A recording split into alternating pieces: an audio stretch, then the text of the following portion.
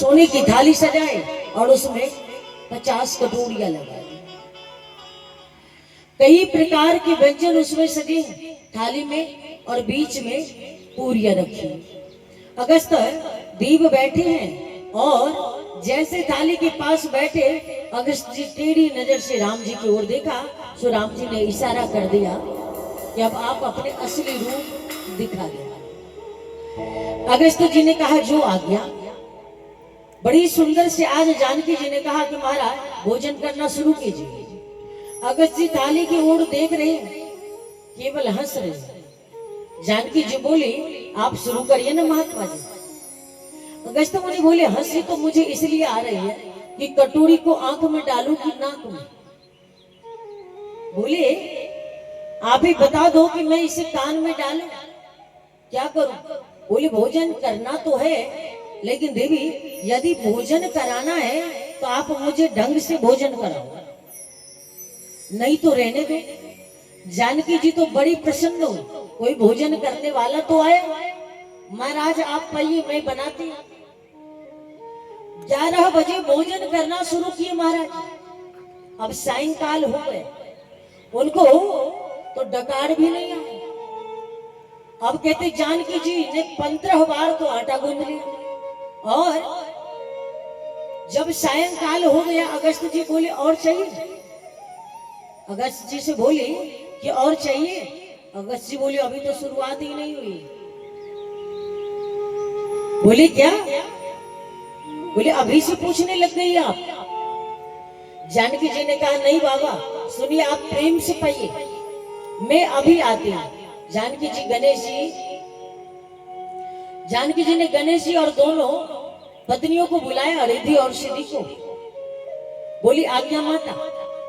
जानकी जी बोली देखो महाराज अगस्त जी भोजन कर रहे हैं, कुछ भी हो जाए भूखे उठना नहीं चाहिए। सारी भंडार खोल दो लेकिन महात्मा भूखा नहीं उठे। रिद्धि सिद्धि जहां बैठ जाए वहां कोई कमी नहीं रहती है। अब रिद्धि सिद्धि महाराज जी को भोजन बनाकर परोसती जा रहे हैं। महाराज बड़े भाव से भोग पा रहे हैं, बड़ी सुंदर भाव से भोजन चल रहा है। अब जानकी जी रसोई के द्वार पर आए, रिद्धि सिद्धि सामने। माता जानकी जी गणपति जी को बुलाया, गणेश जी रसोईया बनकर आ गए। नवनिधि को बुलाया, रिद्धि सिद्धि नवनिधि सब मिलकर पूरी बेल गए। महाराज जी मुख में उड़ेलते जा रहे। 15 दिन हो गए, 15 रात्रि हो गए, बिना रुके भोजन चल रहा है। जब 16वां दिन पूरा हो गया अगस्त महाराज जी के चेहरा पर कोई सिकुड़न नहीं है। वो तो अविश्राम गति से भोजन करते जा रहे हैं। अब व्यस्त है। 17वां दिन जब भोजन चल रहा है तो जानकी जी आए, महाराज जी को प्रणाम किया। बोले महाराज प्रणाम करते हैं। अगस्त महाराज जी ने कहा चीर सौभाग्यवती रहो। लेकिन अगस्त महाराज जी ने कहा कृष्णो देवी अभी मैं वार्ता नहीं कर सकता क्योंकि मैं भोजन करने में व्यस्त हूं, वार्ता बाद में करूंगा। जानकी जी बोली कोई बात नहीं। बोली आई महाराज मैं तो इतना कहने आई हूं कि जब आधा भोजन हो जाए तो आप पानी पी लेना चाहिए। अगस्त जी बोले चिंता मत करो, जब आधा भोजन हो जाएगा तो मैं पानी पी लूंगी। जानकी जी बोले हे भगवान ये कैसा महात्मा है। बोले अभी भी आधा भोजन नहीं हुआ, महाराज जी के भोग चल रहा है। अब 17वें दिन सायंकाल के समय राघवेंद्र आए। अब राम जी ने आकर देखा जानकी जी चिंतित है, गणपति जी महाराज चिंता में है, रिद्धि सिद्धि नवनिधि सब हार चुके हैं। अब राम जी ने जानकी जी से कहा क्यों देवी महाराज जी की भोजन चल रहा है। जानकी जी बोली सुनिए ऐसी ब्राह्मण फिर कभी मत लाना। महाराज मैं भी कोई बात है। बोले ये भी कोई बात है श्रद्धा की तो यानी टांग ही तोड़ कर रख दी। 18 दिन हो गए, बोलते हैं अभी भी आधा नहीं हुआ भोजन। राम जी बोले आप रोज बोलती थी कोई भोजन करने वाला ब्राह्मण लाओ, कोई भोजन करने वाला ब्राह्मण लाओ। भगवान राम जी रसोई घर के द्वार पर गए, महाराज जी भोजन कर रहे हैं। अब जैसे अगस्त महाराज ने भोजन करते करते तिरछी नजर से राम जी की ओर देखा और इशारे से पूछा कि बस और या चलूं। भगवान ने कहा बस रहने दो। सो राम जी के इशारे पर, ये सब राम जी के इशारे पर तो हो ही रहा था। सो बोले अब सारा काम 98वें दिन शाम को डकार है। अब बोले जल लाओ तो देवी, आधा भोजन हो गया। अब इतना कहा सब जल पिलाओ, बोले जल पिलाओ। सो राम जी ने कहा कि देवी महाराज जी के लिए जल लाइए।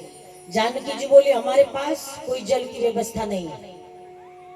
बोले इतना पानी कहां से लाएंगे, एक आध घर से तो काम चलेगा नहीं। अगस्त बोले पानी भी तो पीते हैं ना, फिर ढंग से ही पीते हैं। यदि हम भोजन ढंग से करते हैं तो हम जल भी ढंग से ही पीते हैं। अब ऐसे हम रोज रोज थोड़ी ना जल पीते, पानी की व्यवस्था नहीं हो पा रही है तो एक काम करिए आप, बोले आप तो संत हैं, एक युग में भोजन करें और दूसरे युग में पानी पिए। आगे जो द्वापर युग आ रहा है, द्वापर युग में मैं गिरिराज जी को उठाऊंगा और क्रोध में आकर इंद्र जितनी जल की वृष्टि करे आप सारा जल का पान करें। अगस्त बोले ठीक है, एक समाधि लगाऊंगा तो द्वापर आ जाएगा। आज प्रभु ने जैसे ही गिरिराज जी को उठाया सो इशारा कर दिया बाबा जहां कहीं भी हो आकर जल का पान करो। इसलिए अगस्त जी एक जगह पर बैठकर पानी पी रहे। सुदर्शन जल को सुखा रहा है, शेष नाग नीचे चारों ओर बांध लगाए हुए हैं। इंद्र को पता चला कि ये तो मेरे भगवान है, बहुत बड़ा अपराध हो गया मुझसे। इंद्र ने आकर गोविंद के चरणों में प्रणाम किया। गिरिराज जी की स्थापना हो गई। जो 56 भोग बने थे उनका घर घर में प्रसाद बांटा। उसी दिन से गिरिराज जी को पूजन की परंपरा चली। प्रभु ने गिरिराज जी को धारण कर ब्रजवासी के संकट को निवृत्त की। ब्रजवासी के जीवन में बहुत बड़ा संकट आया। देवराज इंद्र ने उनको बहाने का षड्यंत्र किया, लेकिन मेरे 7 वर्ष का श्री कृष्ण ने 7 कोस लंबे चौड़े गिरिराज जी को 7 दिन 7 रात्रि तक इतनी उंगली पर धारण करके रखा। भगवान के ब्रजवासियों को संकट में डाला, ये वाकई मैंने अच्छा नहीं किया। इसलिए देवराज इंद्र हाथी पर बैठ कर आए और जहां से ब्रज की सीमा आरंभ होती है वहीं हाथी से नीचे उतर कर आए। आकर के श्री कृष्ण के चरणों में साष्टांग लेट गए। आचार्य सुखदेव जी कहते महाराज परीक्षित इंद्र ने अपनी गलती को माना और गोविंद के चरणों में गिरकर प्रार्थना करते हैं कि आप श्री विग्रह विशुद्ध सत्य गुण से परिपूर्ण है और उसमें तमोगुण रजोगुण का स्पर्श नहीं है। रजोगुण तमोगुण को ध्वस्त करने वाला है। माया से आप कैसे भी रूप धारण कर लें, लेकिन माया में आपको दिखाई नहीं देता। लेकिन माया में चाहे आप कैसा भी रूप धारण कर लें, लेकिन आप स्वयं कृपा के सागर हो, मैंने अनुभव किया है।